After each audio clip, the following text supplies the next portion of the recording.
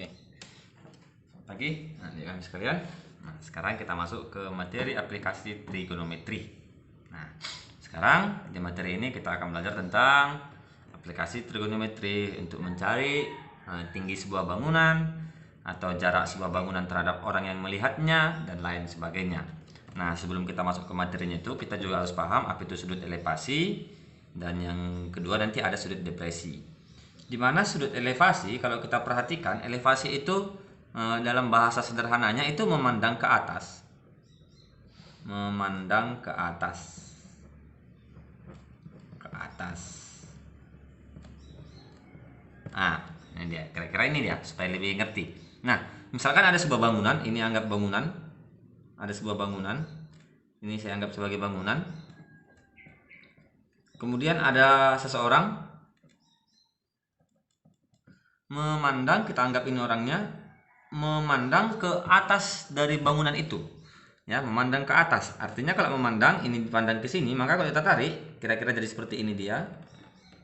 Maka sudut yang dibentuk antara pandangan dengan dasar bangunan, pandangan dengan dasar bangunan, ini saya anggap ini sebagai alfa. Nah, maka alfa lah yang dikatakan dengan sudut elevasi. Sudut elevasi. Nah, ini dia ya. Kemudian sudut depresi. Sudut depresi memandang ke bawah. Memandang ke bawah. Nah, misalnya pada sebuah gedung ada seorang anak dengan, ya kita anggap ini, pada sebuah gedung ada seseorang yang memandang ke sebuah taman. Kita anggap di sini tamannya. Nah, maka sudut pandangan dari anak ke taman itu dikatakan sudut depresi. Nah, ini dia memandang ke bawah. Nah, dengan dasar daripada bangunan. Oke, ini kita anggap theta.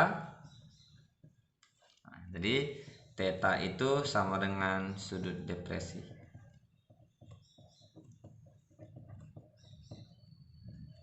Oke, ini dia ya, sampai sini dulu.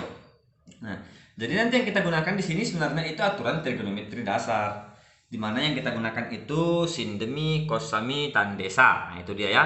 Jadi ketika kita sudah tahu menggunakannya nggak ada masalah. Jadi ini soal sebenarnya nggak ribet. Justru ini soalnya agak gampang. Oke ya. Misalnya langsung kita ambil contoh satu ya. Contoh.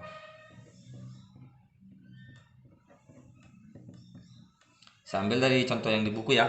Misalnya contoh.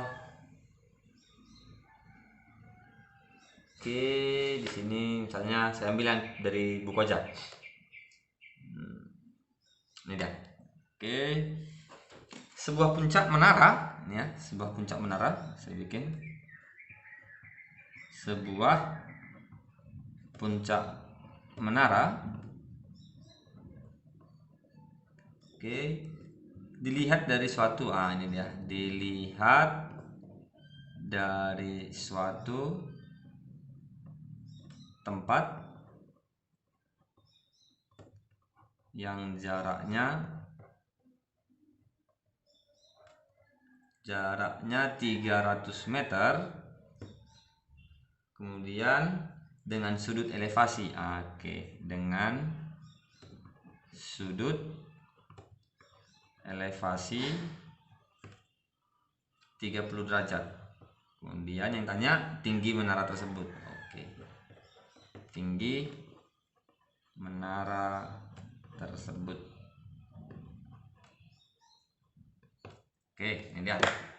Ya, sekarang coba nanti kami perhatikan. Sebuah puncak menara dilihat dari satu tempat yang jaraknya 300 meter. Nah, dengan sudut elevasi. Kita anggaplah ini menaranya. Oke, kemudian dilihat dengan jarak 300 meter. Nah, berarti kita tarik dari sini ya. Kita tarik ini kemari, jaraknya 300 meter. Andai kata ini orangnya, ini orang yang melihat, ya, orang ini menara. Nah, ini dia kira-kira. Kan ini kan sudah membentuk segitiga siku-siku. Di mana jarak yang terjadi antara orang dengan menara itu 300 meter. Dan sudut yang dibentuk, ini dia sudutnya, sudut elevasinya 30 derajat.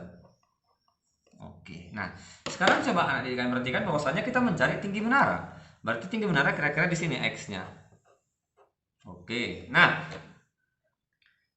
cara mengerjakannya bagaimana? Ini yang saya katakan tadi bahwasanya kita menggunakan aturan sin, cos, dan tangen. Nah,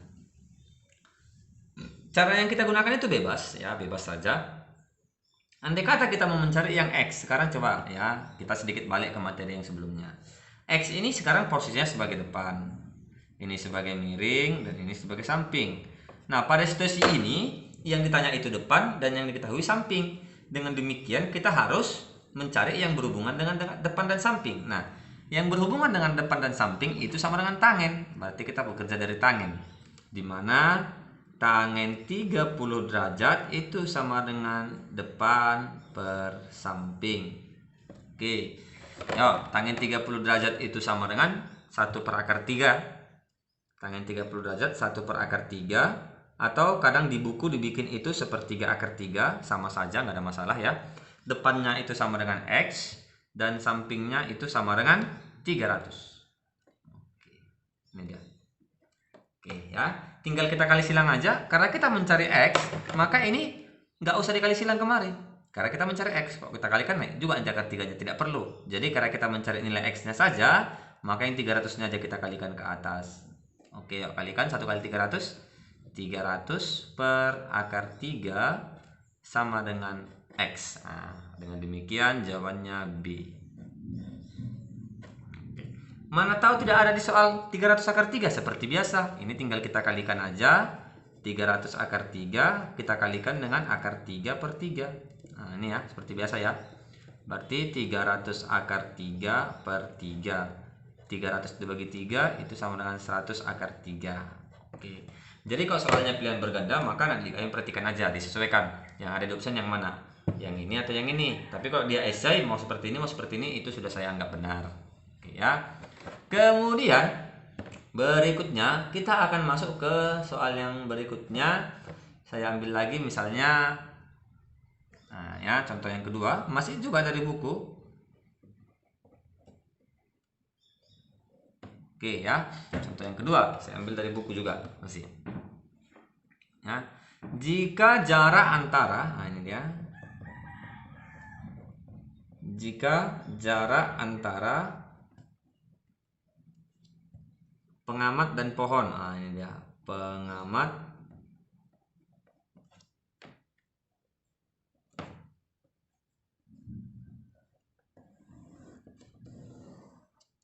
dan pohon, nah ini ya. Jika jarak antara pengamat dan pohon yang dilihatnya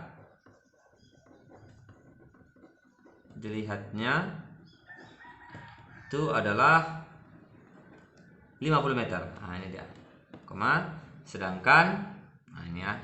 Sedangkan jika jarak antara pengamat dan pohon yang dilihatnya 50 meter dengan, dengan sudut elevasi 25 derajat.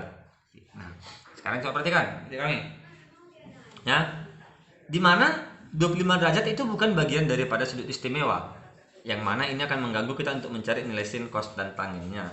Ya, kalau itu bentuk soalnya tidak bentuk sudut istimewa, maka anak didik kami pasti diperkenankan untuk menggunakan kalkulator.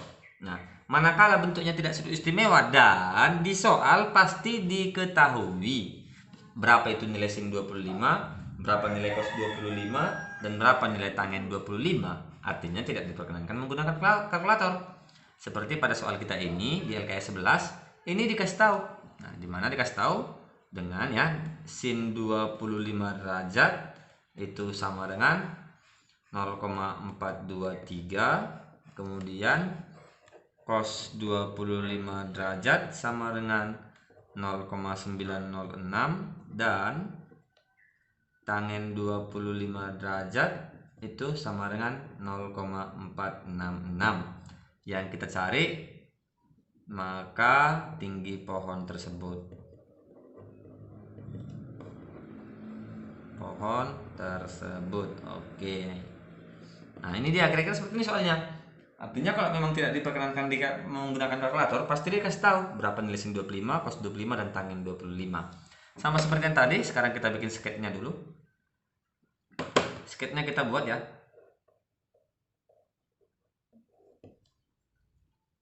Ini kita anggap pohon. Ada seorang pengamat memandang dari jarak 50 meter. Ini dengan sudut elevasi 25 derajat. Oke. Ya, 25 derajat. Oke. Nah, ini pohonnya. Ini orang yang memandangnya. Oke. Kita anggap sekarang ini X. Ya. Kita mau mencari ketinggian pohon tersebut. Nah, kalau kita mau mencari ketinggian pohon tersebut, hampir mirip dengan contoh yang pertama tadi, berarti kita menggunakan yang depan dan yang samping. Ya, ini sebagai depan, sebagai miring, dan ini sebagai samping. Di mana yang berhubungan dengan depan dan samping itu adalah tangen. Berarti kita menggunakan tangen 25 derajat. Tangen 25 derajat itu sama dengan, ya, tangen 25 derajat itu sama dengan desa, berarti depan per samping. Dimana di soal sudah kasih tahu tangen 25 derajat itu 0,466 sama dengan depannya itu X dan sampingnya itu 50. Maka X sama dengan, tinggal kita kalikan aja, 50 kita kalikan dengan 0,466, kira-kira seperti ini. Nah, di kami sekalian. Oke, maka setelah kita kalikan diperolehlah hasilnya itu sama dengan 23,3 meter. Jawabannya B. Oke, ya, itu dia kira-kira untuk aplikasi daripada trigonometri ini. Nanti akan ada beberapa soal lagi yang berhubungan dengan aplikasi trigonometri ini. Saya rasa demikian dulu videonya yang bisa Bapak buat. Semoga tetap semangat belajarnya. Nanti tugasnya akan saya kirimkan. Oke, ya. Sekian dan terima kasih.